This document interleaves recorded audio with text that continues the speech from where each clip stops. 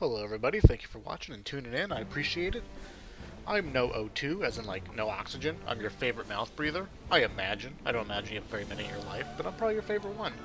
Today I'm going to be talking about something very simple. It's like kind of a build order, not quite a build order, but it sort of touches on this concept of, in the early game, how we want to spend our money in a way that makes sense, that allows us to get our reserves out, not skip troops, not skip infantry, be safe, while also getting our upgrades at the same time, because sometimes people talk about, well, when do I get upgrades, when do I stop building units? And this sort of like little build order will kind of help, hopefully help you make sense of that. We can play any faction, with this, it doesn't matter. It doesn't matter at all. We can do Mikkel first, or etc. We'll do Roosviet. I don't ever really play Roosviet. We'll do that's oh man, it'll go so much oil. Oh my goodness. We'll put a dude here, and maybe we'll do this. Like, it doesn't matter. You can do whatever reserve you want with this. Of course, it gets better or worse depending on your reserves, but it works in theory. This is an infantry focused while getting our upgrade sort of opening sort of concept. This is super safe. If you're dying to infantry aggro, you're dying in the early game. You can't understand why you can't get to your workshop phase or get big mechs out. This is a super safe opening. We don't skip any corners here. We get our upgrades and extra infantry to stay alive. We open up, of course, grabbing our double iron. Just give the order. Will do. And one oil. Tell us what is needed. Just like usual. New request? We'll build our engineer right on time. Right? No skipping, nothing too cheeky, right? Safe, simple. Another mission? 2 iron, 1 oil. Very safe standard opening. Very safe if you're going to be fighting with lots of infantry. We've captured the night on mine. And this is going to be all about exactly when we're buying our infantry and when we're getting our upgrades. And etc. Something to report? Have the rest report here. Get our grenades. Always get our grenades. No matter what map you're on, you should always put your engineers next to the oil. Go capture the resource node that's closest to the grenades. Grenadiers reporting for Roosviet and Honor. Is there a plan this time? Because that just makes sense. New orders. Just makes sense. And that's safest again. It's all about being safe. We're waiting for our oil. We need to get our barracks rolling out. We'll have it built quickly. We'll build the barracks, queue them, go get the gunners, right? We're ready to go. Again, you know, these engineers that build something at the start should always be grabbing a weapon cache. What you prioritize is always up to you. Multiple enemies sighted. And now we're floating a bunch of money. New request? Now we're floating a bunch of money. We're actually just gonna float it. Just gonna float it here. Because typically, you want to save up for your reserve. We want our R1 out. The bot is picking up the engineers. Great. What is there to do? We're just going to float it because we are going to be fighting a little bit, getting shot at, having to reinforce. So having this much iron does not reflect entirely what a realistic game is going to look like. But basically, right, we skip no corners. Engineers on time. Barracks on time. What is it? As soon as we get the resources, we're going to build our reserve. And then the question becomes, do we want to get an extra squad out first, or our oil pump first? And if you're truly scared, and if you're truly, like, truly fearful of your opponent or dying too soon, get your extra vanguard out first. Deploying reserve. You can get your extra vanguard out first. Personally, I think it's always smart. Most of the time, it's always going to be smarter to get this pump upgrade first.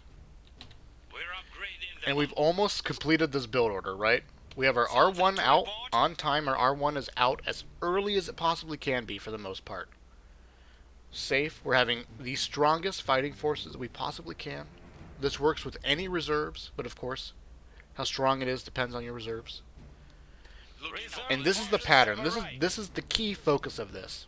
Of everything we're talking about here. New intel? Whatever we got her, we'll do stuff with her. Cool. The key is we have 2 resources here, but we want to get our upgrades. Oil pump is on its way. Flow steady. We're going to spend our iron on infantry. As soon as we get it, you build the infantry. Look at our oil. Almost at 60. As soon as we hit 60, we get our iron upgrade. And we're going to repeat that pattern. As soon as we get the iron, build an infantry. As soon as we get the oil, upgrade an iron mine.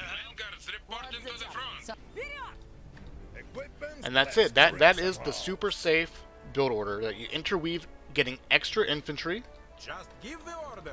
March in.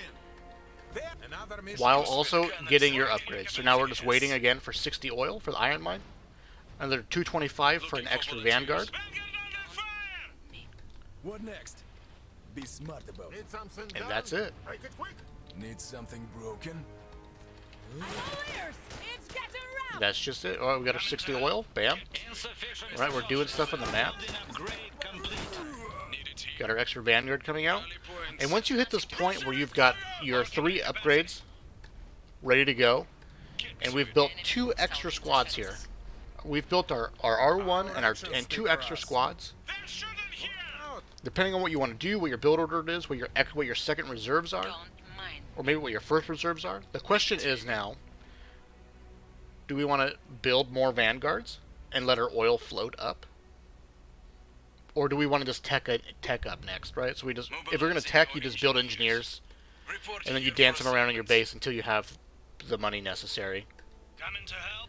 If not, if your goal is to infantry spam, sometimes you would not skip this. You would wait for advanced barracks, and then build more infantry, because economically, advanced barracks is cheaper when it comes to getting vanguard and things like that.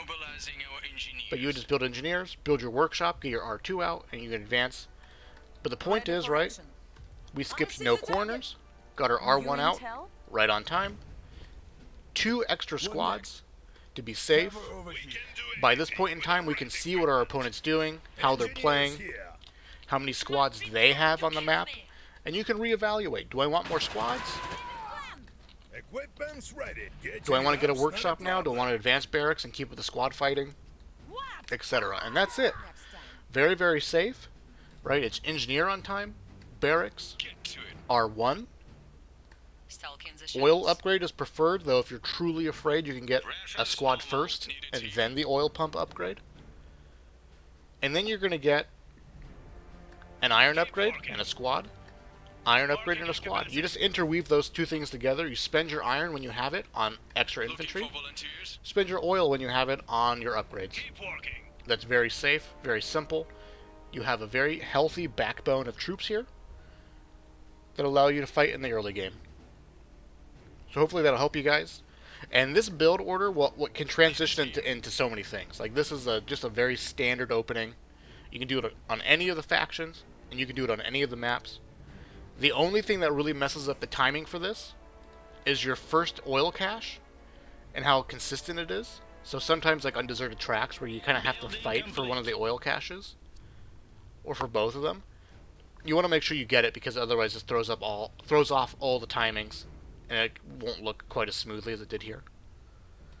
But that's it. That's an infantry focused opening while still getting our reserves. I mean, while still getting our upgrades, not cutting any corners. Alright, thank you guys for watching.